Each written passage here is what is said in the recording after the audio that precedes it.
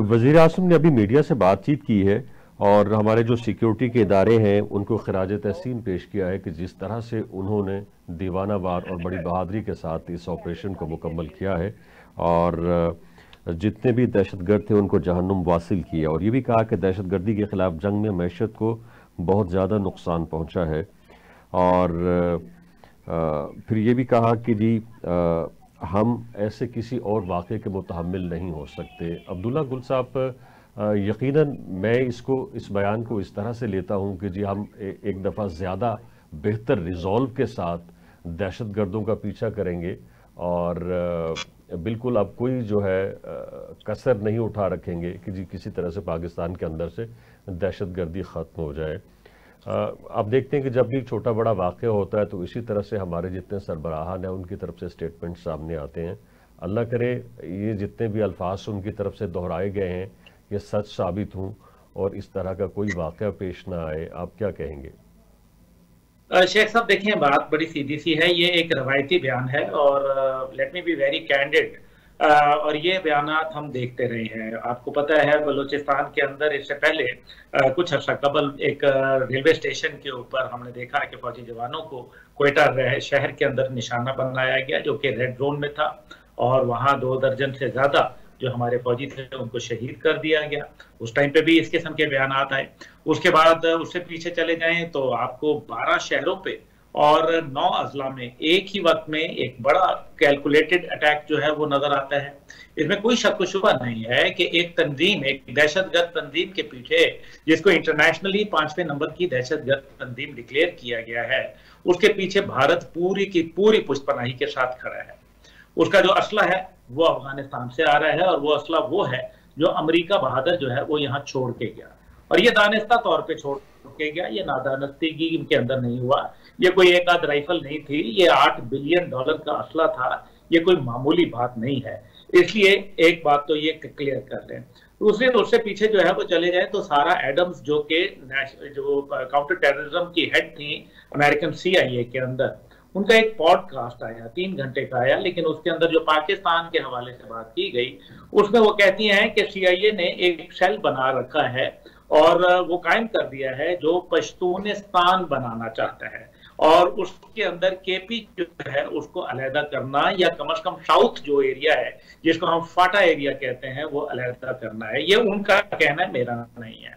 फिर वो बलूचिस्तान के ऊपर बात करती हैं और इससे पीछे 2006 में चले जाइए तो आपको पता चलेगा कि 2006 में एक अमेरिकन डिफेंस जर्नल के अंदर एक मैगजीन जो है दुनिया का सबसे बड़ा दिफा का मैगजीन, उसके अंदर ब्लड के नाम से अमेरिकी फौजी कर्नल रैल्फ पीटर जो है वो एक नक्शा बनाता है जिसके अंदर वो आजाद बलूचिस्तान और इसी तरीके से जो सीस्तान का इलाका है वो भी लेता है, अफगानिस्तान का इलाका भी लेता है।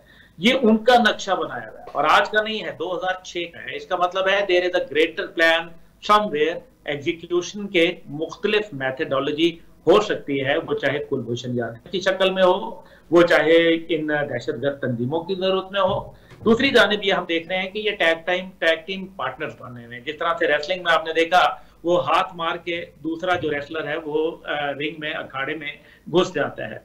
आज आप देखें जडोला के अंदर, वहां भी जो जडोला फोर्ट के ऊपर हमला किया गया जहां अल्हम्दुलिल्लाह कोई हमारे सिक्योरिटी फोर्सेस का या सिविलियन का नुकसान नहीं हुआ, लेकिन 10 दहशतगर्द जो थे वो कुत्ते की मौत वहां मारे गए अल्हम्दुलिल्लाह। तो ये चाहे वो बेगैरत लिबरेशन आर्मी हो या कोई और हो, ये तमाम के तमाम जो है इंशाअल्लाह ताला, लेकिन स्टेट को ये चीजें मालूम है और अगर स्टेट को मालूम है तो वही बात कि एक काइनेटिक अप्रोच है और एक नॉन काइनेटिक है। जो नेशनल एक्शन प्लान में, फिर वही बात करूंगा, सानिया APS होता है, तमाम लोग स्टेक होल्डर्स बैठते हैं और एक मुश्तरका लाहे अमल बना के निकलते हैं। 4 नुकात अफवाज पाकिस्तान के हिस्से में आते हैं जिनको वो आज तक जो है वो निभा रहे हैं, लेकिन जो 16 नुकात जिसके अंदर narrative building, capacity building of the institutions, इसी तरीके से जो उनकी CTD या पुलिस को बेहतर करना। अब ये कल का वाकया आप देख लीजिए, कहीं आपको पुलिस नजर आई है? आप शेख साहब, मतलब माशाल्लाह हमारे तीनों ये पैनल आप सब जो बैठे हुए हैं, मुझे बताएं पुलिस नजर आई? बलूचिस्तान रिजर्व पुलिस, उनकी कोई आपको वो नजर आया? कमांडोज बलूचिस्तान के नजर आए? आपको काउंटर टेररिज्म डिपार्टमेंट नजर आया? लेट्स एक्सेप्ट इट कि बलूचिस्तान हो या खैबर पख्तूनख्वा, और या वजारत दाखिला हो, इन तीनों की जो पॉलिसीज थी वो फेल हो गई हैं। इनको रीवैम्प करना जो है वक्त का तकाजा है। और अगर ये कहा जाए, मैं अपने भाई से जो है वो बहुत अदब से इनसे इख्तलाफ राय रखूंगा कि पीटीआई इसके अंदर शामिल नहीं है। अगर ये कहें कि जी पीटीआई जो है वो चाहती है, तो जो वो चाहती है उसको सोशल मीडिया के ऊपर देख लिया जाए। मेरे ख्याल में मुझे मजीद कुछ कहने की जरूरत नहीं रहेगी।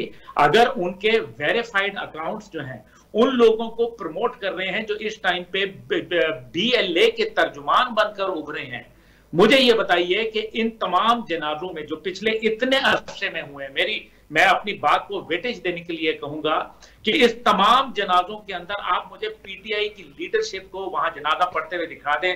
मुझे आप बताएं एक भी अगर मिसाल आपके पास है। दिस शोज कि उनकी कितनी कमिटमेंट है वो अपनी जाती सियासत के हवाले से। मुझे बड़ा एहतराम रहा है, लेकिन जहां मेरे मुल्क की बात आती है, मैं रियासत के लिए सियासत की बात नहीं करूंगा। रियासत कम्स फर्स्ट, लेटर ऑन हमारी सियासतें, ये आपस के हमारे इख्तलाफ हैं, ये हम दूर कर सकते हैं, लेकिन हमें जो है वो इस टाइम पे इत्तेहाद, इत्तेफाक और हमें जो है एक मुस्तकिल मिजाजी की जरूरत है, वरना हमारे लिए मुश्किलात बढ़ जाएंगी। क्योंकि हमारा ईस्टर्न बॉर्डर जो है वो तो पहले ही इंडिया के साथ कॉम्प्रोमाइज है, मुश्किलात का शिकार है। हमारा वेस्टर्न बॉर्डर जो है वो भी 2642 किलोमीटर हमारा कॉम्प्रोमाइज हो गया। और हम ये देख रहे हैं कि अफगानिस्तान के अंदर तमाम पुष्टपनाही जो है वो किसको मिल रही है। आप देखें कि वो एक तरफ कश्मीर के अंदर ये काम कर रहे हैं, और जो लास्ट बात मैं जरूर ये करूंगा, देखिए सबसे बड़ी बात यह है कि बलूचिस्तान में वो ये कहते हैं कि जी आजादी की बात कर रहे हैं। नहीं, कोई आजादी की बात नहीं है भाई। किसने आपको कही आजादी की बात है? पहली बात यह है कि खान ऑफ कलात ने एक कंसेंसस के जरिए पाकिस्तान के साथ इलाक किया था, और इसमें खान ऑफ कलात जो थे वो बलोचों के सरदार थे। ये तो हो गया तारीख का हिस्सा। दूसरी बात उसके अंदर यह है कि बलोचिस्तान क्या सिर्फ बलोचों का है? रॉन्ग। इस टाइम पे जब से अफगानिस्तान से लोगों ने नकल मकानी शुरू की, इस टाइम पे 72% लोग जो है वो पश्तून हैं, 1 करोड़ 10 लाख की आबादी के अंदर। फिर तीसरी बात यह है कि उसके अंदर जो है वो मकरानी लोग भी शामिल हैं, और उसके अंदर वो लोग भी शामिल हैं जिनको हम कहते हैं कि वो बरोही, वो भी कल्चर इसमें मौजूद है। तो बलोचिस्तान की अगर आप सिर्फ बात करेंगे तो फिर सिर्फ बलोचिस्तान तक बात नहीं रहेगी, फिर उसके अंदर सिस्तान की भी बात होगी, फिर उसके अंदर अफगानिस्तान में अहमद कबाइल की भी बात होगी, फिर उसमें पंजाब में बसने वाले, सिंध में बसने वाले बलोचों की भी बात होगी, और फिर यह भी बात होगी कि मीर चाके जो उनका सबसे बड़ा लीडर था, रहनुमा था, उसकी कब्र कहीं और नहीं बल्कि शाहीवाल में है, जहां सालाना जश्न मनाया जाता है। तो ये भी हमें बात याद रखनी चाहिए। इसलिए ये जो चंद मुट्ठी भर लोग हैं जो दहशतगर्द हैं, जो कि दुश्मन की ईमा के ऊपर काम कर रहे हैं, ये इनका बलोचों से कोई ताल्लुक नहीं है। बलोच गैरतमंद लोग हैं, वो अपनी औरतों को चादर और चार दीवारी की हालत में रखते हैं, वो उनको ढाल बना के, उनको बीच बाजार बिठा के रात को तराने नहीं पढ़वाया करते। ये काम उनका नहीं है। इस वजह से मैं ये समझता हूं दहशतगर्द का ना कोई मुल्क होता है, ना ईमान होता है, ना मजहब होता है,